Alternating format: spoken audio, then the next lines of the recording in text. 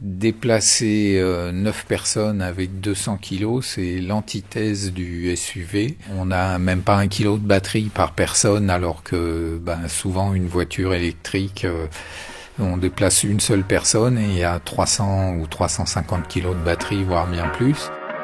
Nantes, inspirante.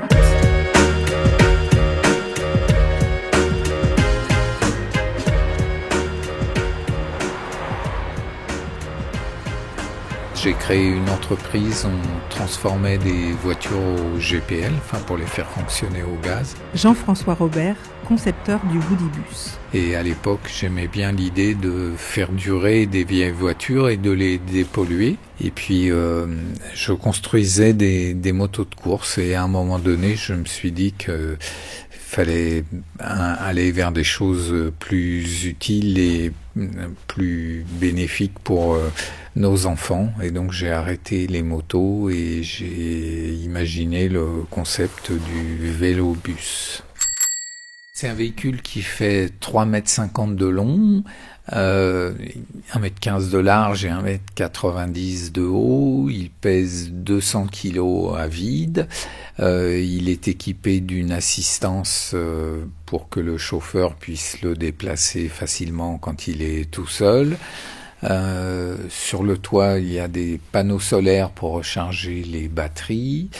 Et donc il y a 8 places pour les enfants plus le chauffeur. Ça ressemble un petit peu à une Rosalie et la particularité c'est qu'il est construit tout en bois.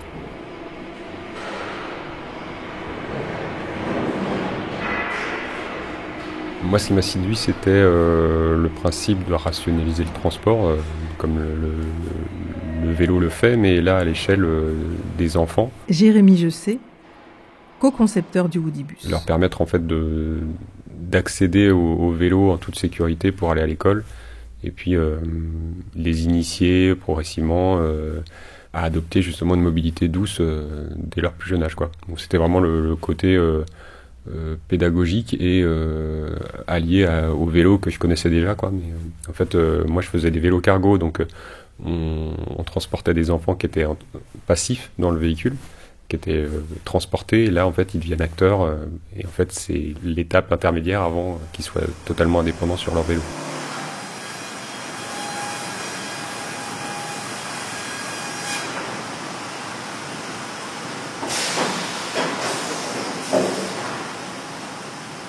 Le Woodybus, en fait, il vient sur un stade intermédiaire de la croissance des enfants, à un stade où ils arrivent à pédaler, mais ils n'ont pas l'autonomie nécessaire à circuler seuls. Alors, il y a peut-être 20-30 ans, on ne se serait pas forcément posé la question, mais aujourd'hui, avec le flux de véhicules, de voitures qu'il y a sur les routes, on se sent moins en sécurité. Et moi, le premier, je laisserais pas mon enfant aller à l'école tout seul, même s'il avait que 2 ou 3 kilomètres à faire sur une route ouverte, quoi. Donc le fait qu'il y ait un chauffeur et que les enfants soient sur un seul et même véhicule, qu'ils puissent pas dévier de la trajectoire, ça amène directement une certaine sécurité. Le fait que ça soit un transport en commun conduit par un chauffeur, pour les parents, ça a le gros avantage de les libérer en fait de ce transport, donc ils n'ont pas besoin d'accompagner l'enfant jusqu'à l'école.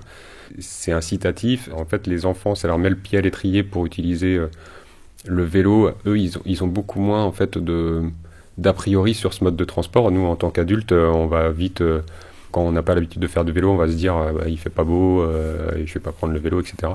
À 6-7 ans, les enfants, ce qu'ils voient, c'est que c'est un jeu, quoi. Ils vont être complètement volontaires, d'autant plus qu'ils seront en groupe. C'est pareil, un enfant tout seul, il sera peut-être moins motivé pour aller à l'école en vélo, alors que là, si c'est en groupe, ça va tout de suite le motiver. Et en fait, c'est une dynamique. À partir du moment où on a commencé à faire du vélo, on l'oublie pas comme ça. C'est une expérience qu'on réitère. On se rend compte que sur des distances de 2, 3, 4, même, après 10 km en fonction de l'âge qu'on a, c'est complètement faisable avec de la mobilité douce, quoi. On n'a plus besoin d'utiliser un véhicule thermique pour ça, quoi.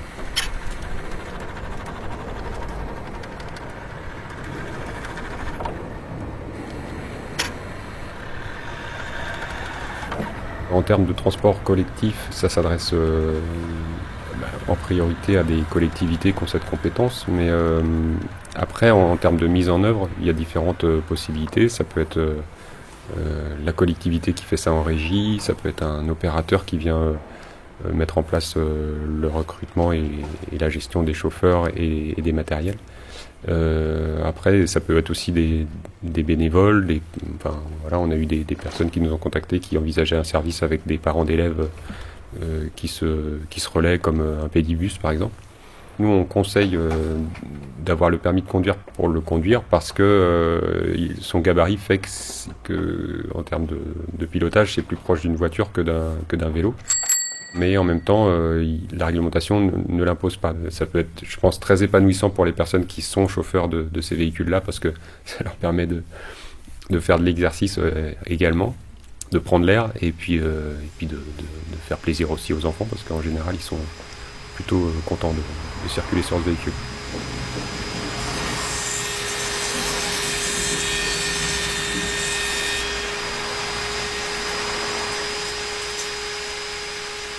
Il va être produit à la S-Factory, donc ici à Chantenay, et on sous-traite une partie des fabrications dans un périmètre très restreint autour de Nantes.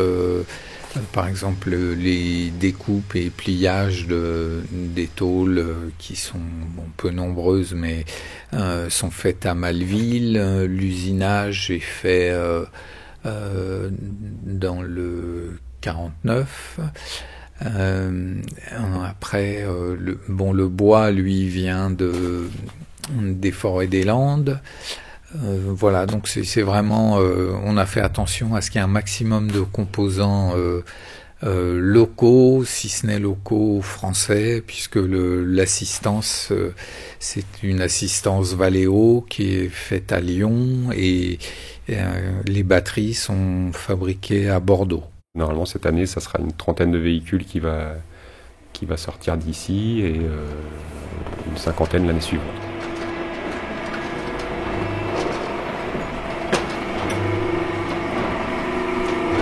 Ma carrière, je n'ai travaillé que sur des voitures, des motos, donc c'est vraiment la mobilité qui m'intéresse. Et quand je m'intéressais aux motos ou aux voitures, j'aimais les motos et les voitures légères, pas forcément puissantes, ça m'intéressait pas.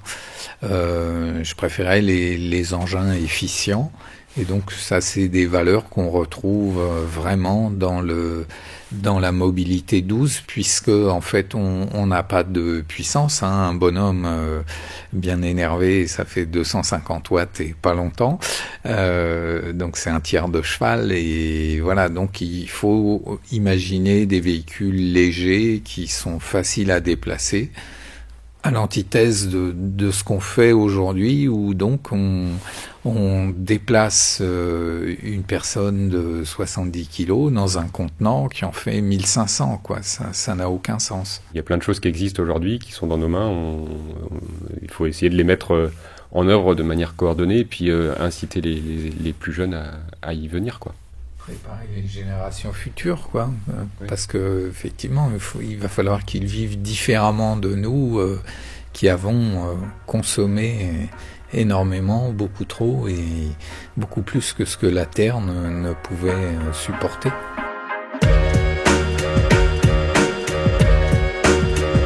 Nantes Inspirante, un podcast de Nantes Métropole. Pour découvrir tous les épisodes de Nantes Inspirante, abonnez-vous sur Apple Podcasts, Deezer, Spotify ou Google Podcasts.